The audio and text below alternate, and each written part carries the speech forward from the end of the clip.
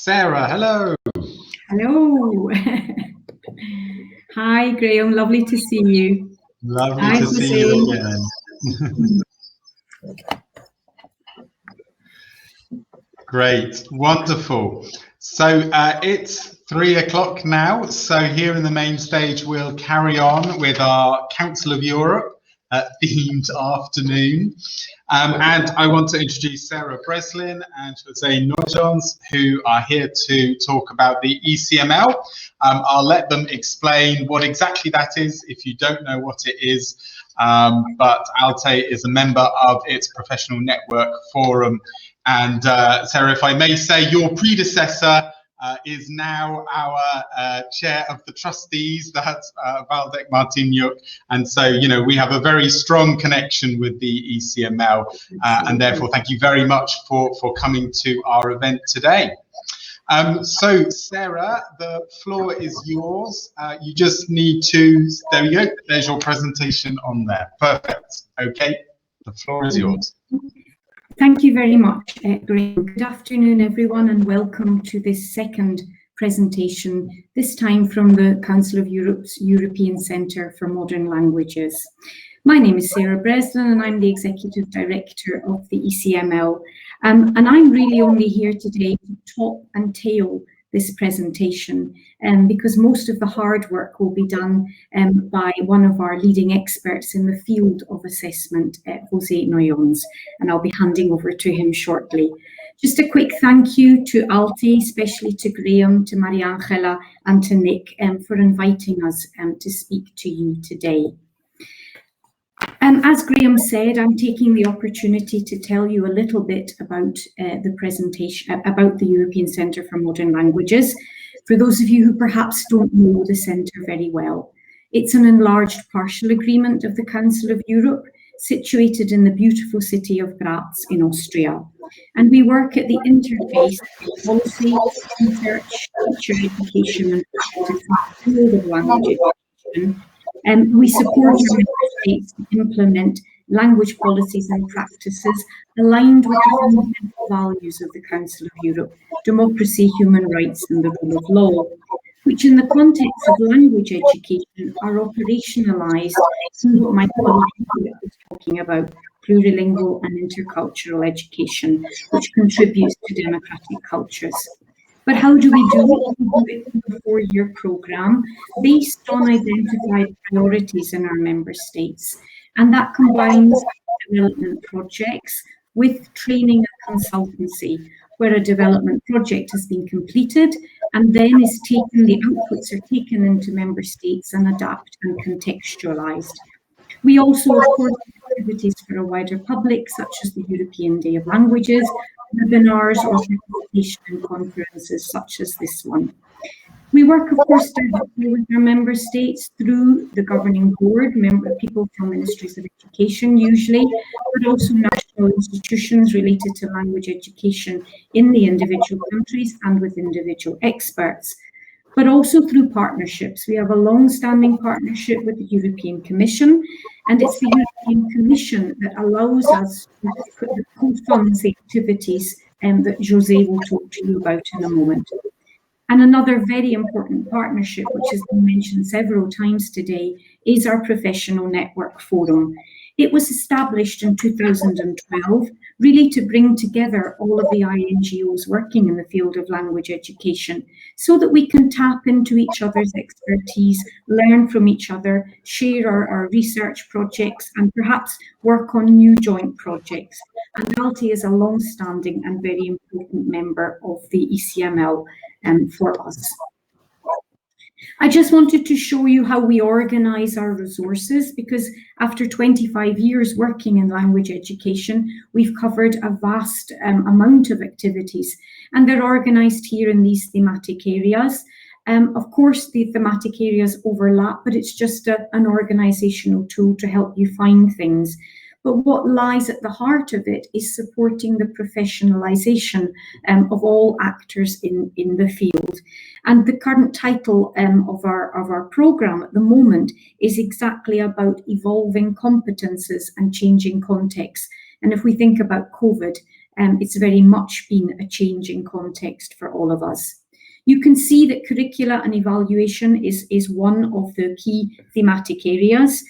So what are some of the challenges? And why is it sometimes considered the undesirable aspect of language education? What can we do to challenge this perception? How can learning be supported and enhanced by appropriate tools such as portfolios or focused feedback? And these are just some of the key questions that Jose will address. So without further ado, I will hand over to Jose and I will come back at the very end. Thank you.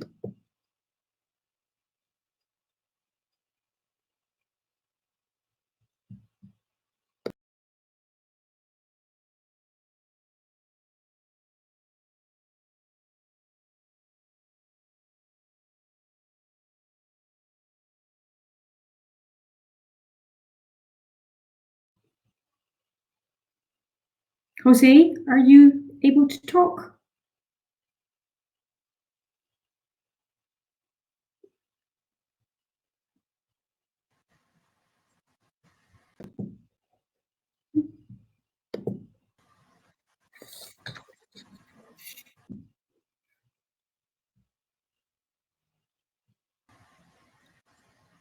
Graham, you might need to come back in and help us. I don't think we can hear Jose.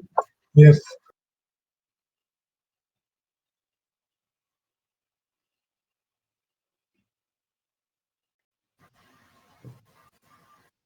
I think he might be having connection problems, Graham. Gone completely now. He's gone completely. Well, perhaps I know time is tight, so until he comes back, this first slide is just a little bit of background to the ReLang project. It began as an ECML development project and has turned into an ECML training and consultancy activity. And you can see here what it's all about.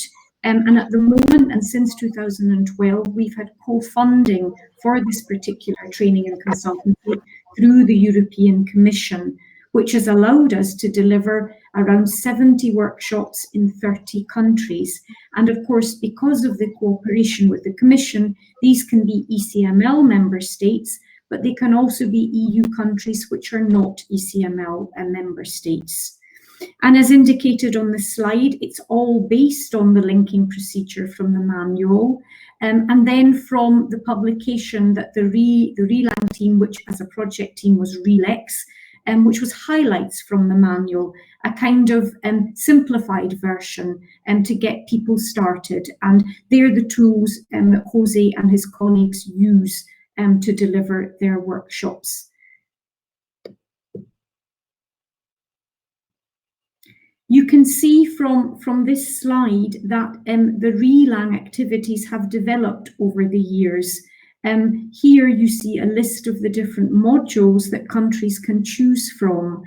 So if a country asks for support in the area of relating language tests, assessments and examinations to the CEFR, it has a range of modules to select from. And you can see, of course, how these have evolved. Looking at assessing mediation, of course, that was in line with the publication of the companion volume. And similarly, the most recent module, which has been added on testing literature and creative texts. Now, I'm warning you, if this gets too technical, I might not be able to carry on, but I'll do my best. On this slide, we're looking at some of the issues, some of the problems that the ReLang team identifies when it's working with different countries and different contexts. The absence of this concept of language use, an emphasis on receptive skills only and exclusively, or overemphasis on grammar and vocabulary. And this notion of how reliable are the tests, what are the procedures, the standard setting, the benchmarking procedures used in order to prepare the tests. And you can see again what some of the issues are when it comes to foreign language examinations based on the CEFR. So a link is claimed, but it doesn't actually follow through from the curricula, and that's really where it needs to start from.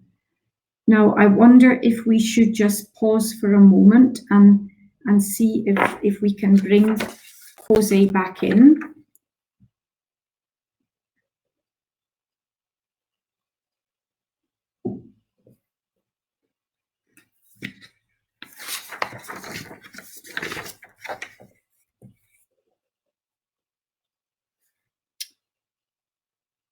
I'm really sorry. I think Jose must be struggling.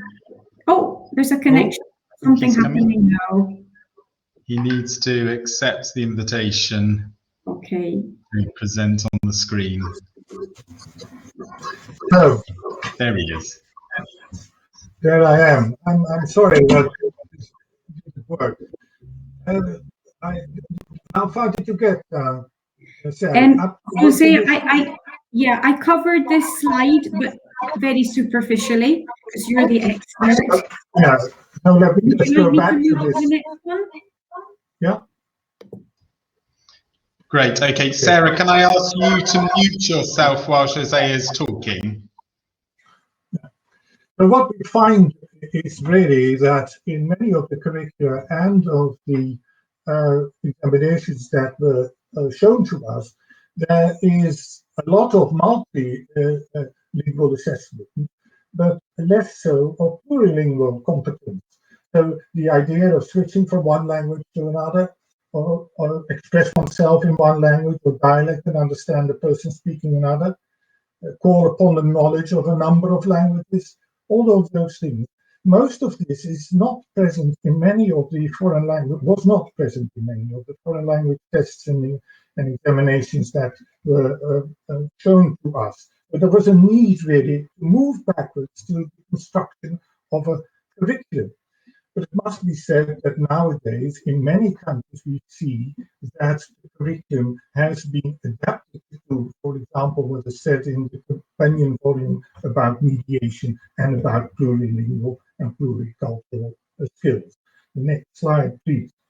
So, what we did, in fact, was go back from the exams and from the tests to the curriculum.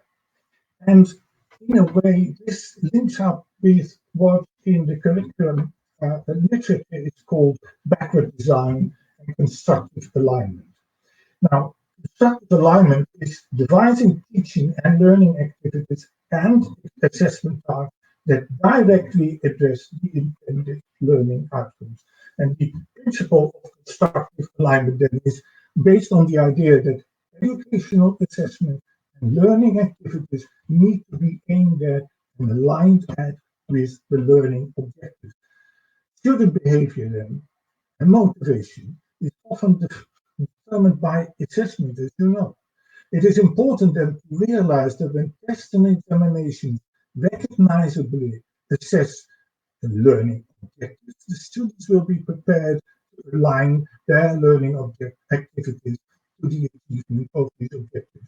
Now, you must not misinterpret what I'm saying. I'm not saying that you should start teaching to the test, that you should train them in a multiple choice exam. That's not the idea.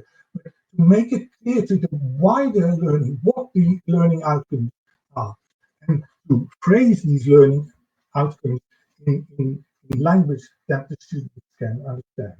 Now, backward design is similar. It is designing an educational curriculum by setting learning objectives, learning outcomes before, in fact, using the instructional method and forms of assessment. Thus, in developing the curriculum, the emphasis in constructive alignment is on safeguarding a relationship between learning objectives and learning outcomes. In the next slide, you see how backward design works. You first identify desired results and you determine acceptable evidence, tests, for example, and then you plan learning experience, and then you go back and put your big ideas and skills in a wonderful curriculum set. This is, in fact, the process that, in practice, we moved through. The next slide, please. Because can I have the next slide? Thank you. So what we did was we moved backward to the curriculum. And there were a number of issues then, because as far as the content was concerned, we found, of course, that there was not enough awareness of the CFR concept of language use. Ahmed earlier told us about this idea that it is action-oriented, that there is a range of competencies, that there are various contexts, and that there are various themes in specific domains. All of that was missing in many of the curricula that we saw.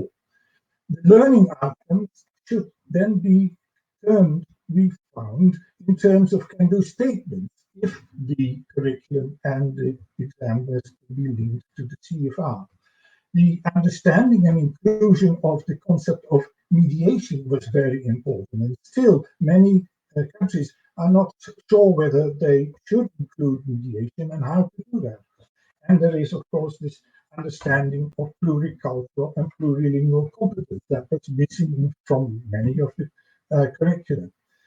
And from a system point of view, there was all sorts of issues to do with data collection, with the choice of a proficient user level for the first foreign language. Why do countries wish their students to reach a C1 level if there is no apparent need for this? What is behind it? And the same for independent use of second foreign language. And also the parallel requirement for foreign languages, where you would expect a student of French or German to reach the same level, but then the exposure to these languages is perhaps difficult enough. And then also there should be an agreement, of course, among member states on CFR level. The famous question, is my B1 your B1? Now let's move to the next slide. What we found, or rather what David Little in a webinar also pointed out, was that with COVID-19, there was all sorts of problems with grades. When the central examinations weren't taking place, then school grades had to be turned into examination grade. And that was an issue.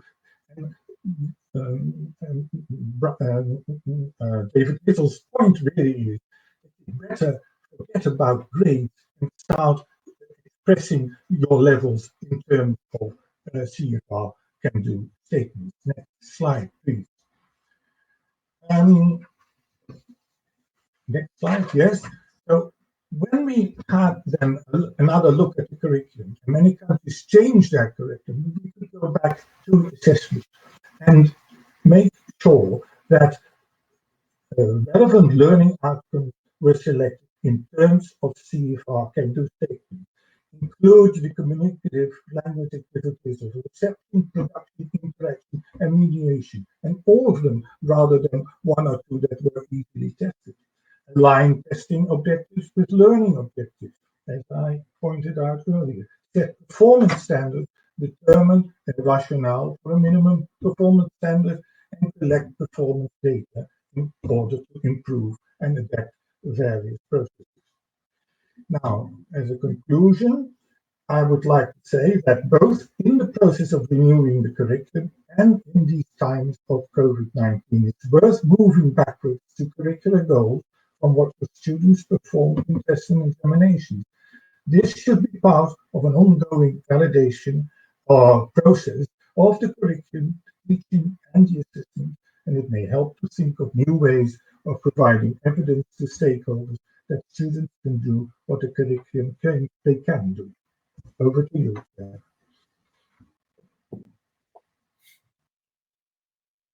Thank you very much, Jose.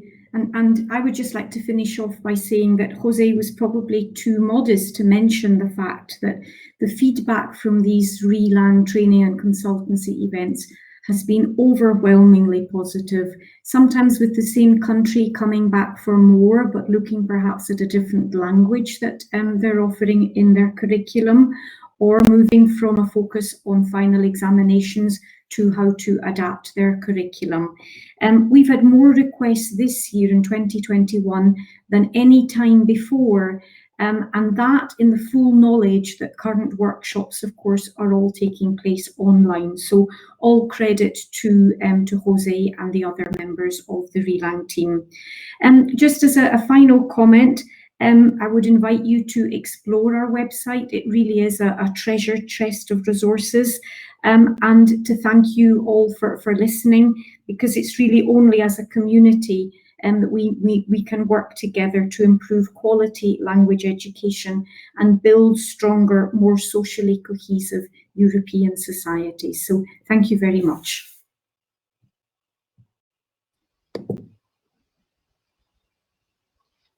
Sarah, thank you very much. Thank you for finishing beautifully on time as well. And thank you for explaining the work of the ECML and indeed all those new opportunities that the companion volume offers us, and challenges, I guess, as well. So thank you very much to both of you. It's brilliant that you've been here. Again, I completely agree with Sarah. Do take a look at the ECML website. She's absolutely right. It is a treasure chest of resources there for you. Thanks again to both of you. We're now going to take a short break, time for me to get a cup of tea, and hopefully you too. But do take a look at our sponsors' booths in the main exhibition hall. We've got just over 20 minutes. We're going to start again at 15:45 Central European time, and you'll have a choice of 3 different sessions. If you stick with me in the main stage, we're discussing less commonly taught and less commonly assessed languages, or go to room 1 for a workshop on the companion volume that was just being talked about, or room 2 about inclusivity issues in language assessment. That's also a very, very relevant and timely discussion to have. So I'll see you back here in just over 20 minutes time. Thanks very much.